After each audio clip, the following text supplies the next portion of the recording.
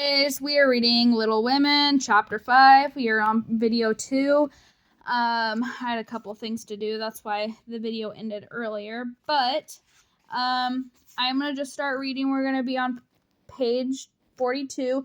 I'm going to read the last sentence that I read. You can find the video on the videos that I've listed.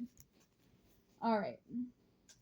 I haven't got any, Mother, you know. And Laurie poked the fire to hide the little twitching of the lip.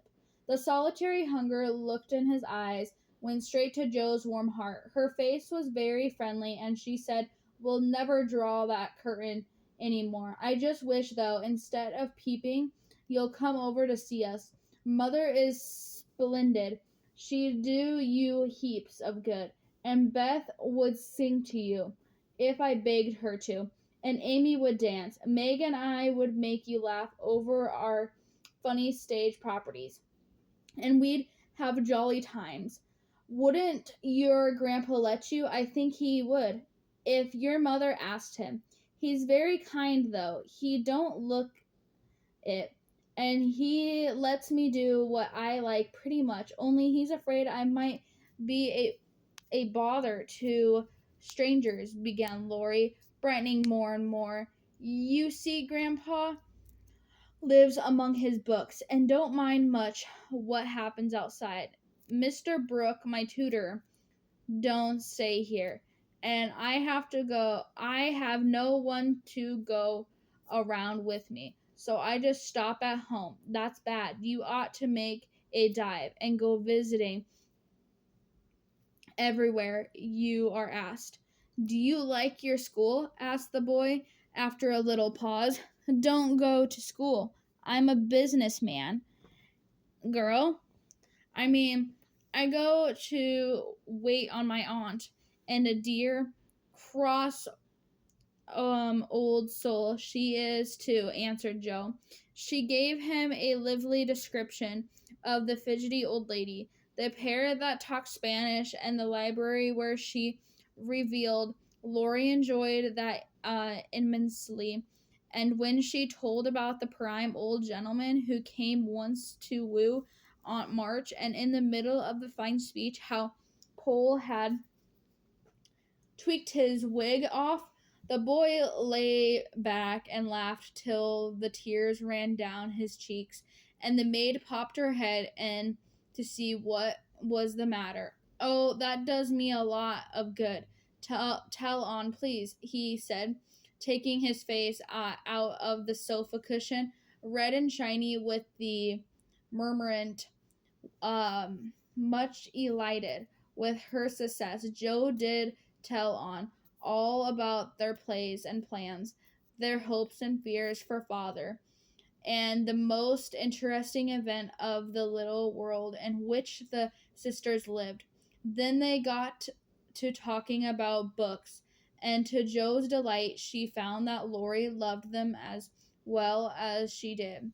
"If you like them so much, come down and see ours. Grandpa is out, so you needn't be afraid," said Laurie, getting up. "I'm not afraid of anything," returned Joe. "I don't believe you are," exclaimed the boy, looking up at her with much admiration. Laurie led the way from the room to room, letting Joe stop to examine whatever struck her fancy. And so at last they came to the library. It was lined with books, and there were pictures and statues and distracting little cabinets full of coin and currencies, and sleeping hollow chairs and queer tables and bronze with richness, sighed Joe, sinking into a depth of the oh my gosh, velvet chair. "Theodore Lawrence, you ought to be the happiest boy in the world. A fellow can't live on books," said Laurie. Before he could say any more, the bell rang, and Joe flew up, exclaiming with the alarm, "Mercy me! It's your grandpa!" "Well, what if it is? You were not afraid of anything," returned the boy, looking wicked. "I think I'm a little afraid of him, but I don't know why I should be. Marmee said I might come, and I don't know Why, you'd be any of the worse for it, said Joe. I'm a great deal better for it. The doctor to see you, sir. The maid beckoned as she spoke. Would you mind if I left you for a minute? Said Laurie. Don't mind me. I'm as happy as a cricket here, answered Joe. Laurie went away, and his guest amused herself in her own way. She was standing before a fine portrait of the old gentleman when the door opened again, and without turning, she said decidedly, I'm sure now that I shouldn't be afraid of him, for he's got kind eyes, though his mouth is grim, and he looks as if he had a will of his own. He isn't as handsome as my grandfather, but I like him.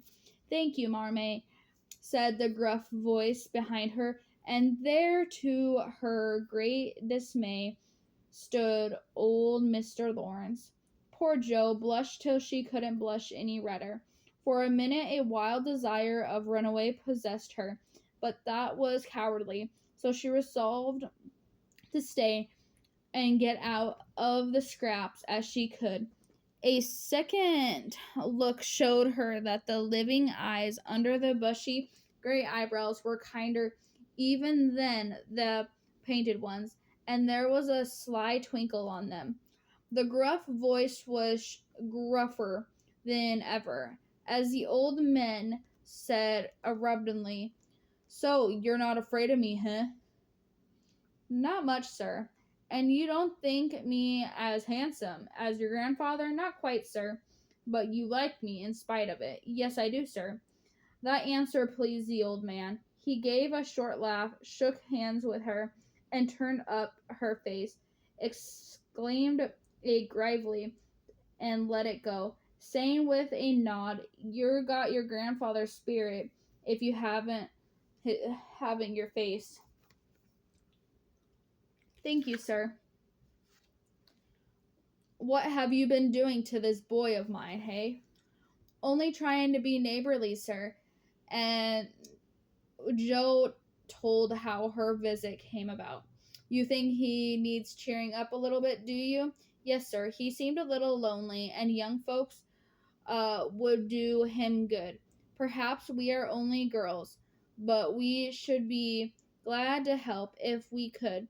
For we don't forget the splendid Christmas present you sent us, said Joe eagerly. Toot, toot, toot. That was my boy's affair. How is the poor woman? Doing nicely, sir, and went off with Joe, talking very fast as she told about the Hummels. I shall come to see your mother some fine day. There's a tea bell. Come down and go on being neighborly. If you'd like to have me, sir. Shouldn't ask you if I didn't. Mr. Lawrence offering his arm with an old-fashioned courtesy. Laurie came running downstairs and bought up with a start of surprise at the astonishing sight of Joe arm in arm with a redoubtable grandfather. I didn't know you'd come, sir, he began, as Joe gave him a triumphant little glance. That's evident by the way you racket downstairs, come to your tea, sir, and behave like a gentleman, and having pulled a boy's hair by the way of caress. Mr. Lawrence walked on, while Laurie went through the series of comic evolutions behind their backs, which nearly produced a explosion of laughter from Joe.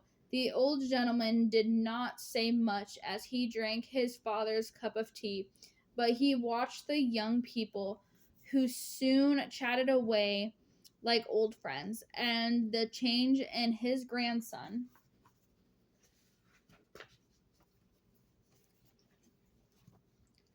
did not escape him. There was color, light, and life in the boy's face now, the vibrancy of his matter, and genuine uh, merriment of his laugh. She's right. The lad is lonely. I'll see what those little girls can do for him, thought Mr. Lawrence. As he looked and listened, he liked Joe, for her odd, blunt way suited him, and she seemed to understand the boy as well as if she had been one herself. When they rose, she proposed to go, but Laurie said he had something more to show her and took her away to the conservatory. It seemed quite fairy like to Jo as she went up and down the walks while her new friend cut the finest flower till his hands were full. Then he tied them up, saying, "Please give these to your mother and tell her I like the medicine she sent me very much." They found Mr. Lawrence standing before the fire in the great drawing room, but Jo's attention was absorbed by a grand piano which stood open. "Do you play?" she asked, turning to Laurie. "Sometimes," he answered modestly. "Please do now. I want to hear it, so I can tell Beth." So Laurie played and Jo listened, and her nose luxuriously buried in the heliotrope of tea roses. Her respect and regard for the Lawrence boy increased, for he played remarkable well and didn't put on any airs. She wished Beth could hear him, but she did not say so, only praised him till he was quiet, abashed, and his grandfather came to the rescue. "That will do, young lady. Too many sugar plums are not good for him. His music isn't bad, but I hope he will do as well in more important things. Going well. I'm much obliged to you, and I hope you'll come again. My respects to your mother." Sorry, my cat keeps on crawling everywhere. Oh my goodness. Okay. He shook hands kindly, but looked as if something did not please him. When they got into the hall, Mr. Jo asked Laurie if she had said anything amiss. "No, it was me. He don't like to hear me play. Why not? I'll tell you some day. John is going home with you, as I can't." "No need of that. I ain't a young lady, and it's only a step. Take care of yourself, won't you?" "Yes, but you will come again, I hope." "If you promise to come and see us after you are well, I will. Good night, Laurie." "Good night, Jo. Good night." When all the afternoon's adventures had been told, the family felt inclined to go visiting in the body, for each found something very attractive in a big house on the other side of the hedge. Miss March wanted to talk to her father with the old man who had not forgotten him. Meg longed to walk in the conservatory. Beth sighed for a grand piano, and Amy was eager to see the fine pictures and statues. "Mother, why didn't Mr. Lawrence like to have Laurie play?" asked Jo. "I think it was because his son Laurie's father married an Italy lady, a musician, which displeased the old man. The lady was good and lovely, but he didn't not like her, and never saw his son after he married.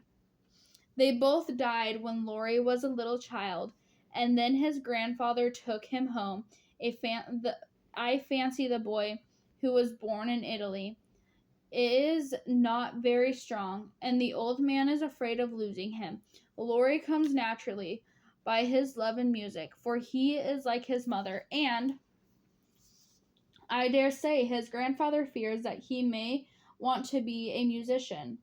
At any rate, his skill reminds him of a woman he did not like." "How silly," said Jo. "Let him be a musician if he wants to. I don't plague his life out sending him to college when he hates to go. That's why he has such handsome black eyes and pretty manners. I suppose Italians are always nice," says Meg. She was a little sentimental. That was a nice little speech about the medicine Mother sent him. He meant a blank midge, I suppose. "How stupid are you, child? He meant you, of course." "Did he?" and Jo opened her eyes as if it had never occurred to her before. I never saw such a girl. You don't know a compliment when you get it, said Meg. I think they are very nonsense, and I'll thank you not to be silly and spoil my fun. Laurie's a nice boy, and I like him, and I won't have any sentimental stuff about my compliments. We'll all be good to him because he hasn't any mother, and he may come over and see us. Might he's Marmee. Yes, Jo, your little friend is very welcome, and I hope Meg will remember that children should be children as long as they can. I don't call myself a child, and I'm not in my teens yet, observed Amy. What do you say, Beth? I was thinking about our progress, answered Beth. How we got out of the sulk and through the wicket gate by resolving to be good, up to the steps hill by trying, and that maybe the house over there is going to be our palace beautiful. And that is the end of chapter 5. We will continue in chapter 6 in just a moment. Have a good day, guys.